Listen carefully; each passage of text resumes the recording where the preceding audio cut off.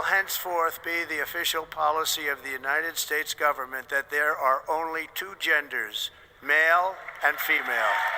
ہم الحمدللہ فیڈرل شریعہ کورٹ میں گئے, یہ کیس جیتا, اور اس کے بعد انہوں نے سپریم کورٹ میں اس کو لے گئے. کیوں لے گئے؟ اس لیے کہ فیڈرل شریعہ کورٹ کو آپ جب اس کے فیصلے کو آپ چیلنج کرتے ہیں سپریم کورٹ میں تو وہ انیفیکٹو ہو جاتا ہے, اور اس کے بعد پھر ایک پرٹیکولر بینچ بنایا جاتا ہے.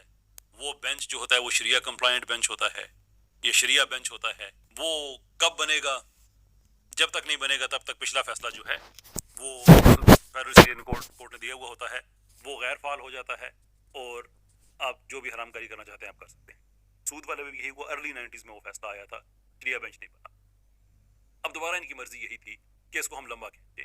اب ہماری بھرپور استدعا ہے سپریم کورٹ سے کہ جناب اب آپ کھولیں اس کو. دیر از نو مور پریشر. میں یہ نہیں کہتا کہ امریکہ کے پریشر پہ ہماری سپریم کورٹ کام کرتی ہے, but what I'm saying is کہ now we have that freedom کہ اب ہم آپ کو زیادہ پرسو کر سکتے ہیں, اس لیے کہ شاید اب ہم پہ وہ رکاوٹیں نہیں ہیں جو پہلے کسی نہ کسی صورت میں شاید آ سکتی تھی, کہ اب ہم آپ کو زیادہ پرسو کر سکتے ہیں کہ آپ اس کو کھولیں. یہ آپ کا کام بنتا ہے کہ آپ اس کو کھولیں. دو ایونیوز ہیں ہمارے پاس, ایک سپریم کورٹ کا ایونیو ہے اور دوسرا سینٹ کا ہے.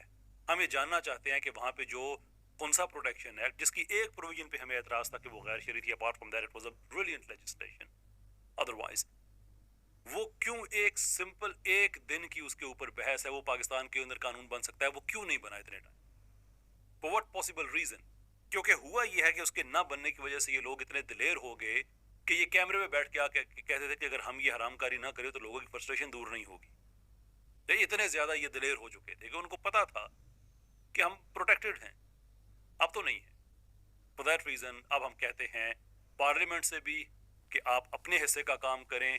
آپ کا یہ مینڈیٹ ہے, آپ حلف لیتے ہیں تو آپ کہتے ہیں کہ ہم شریعت اسلامیہ کے نفاذ کے لیے کام کریں گے جو نظریہ پاکستان کی اساس ہے. دیٹس یور مینڈیٹ, یہ جاب ہے آپ کی. آپ لوگوں سے ووٹ لیتے ہیں اس لیے کہ آپ لوگوں کو وہ پاکستان ڈلیور کریں گے جو قائد اعظم نے بنایا تھا, which was a Sharia driven Pakistan. It was never meant to be a secular country. یہ مینڈیٹ ہے آپ, یہ اب آپ کو کرنا پڑے گا. جو سپریم کورٹ ہے اس کو کرنا پڑے گا. عوام سے بھی ہم کہتے ہیں کہ ایک بھرپور مہم کے لیے دوبارہ سے تیار ہو جائیں. سینیٹر مشتاق صاحب نے ایک کال دی ہوئی ہے already.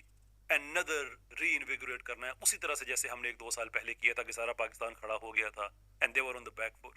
Again we need to push them on the back foot.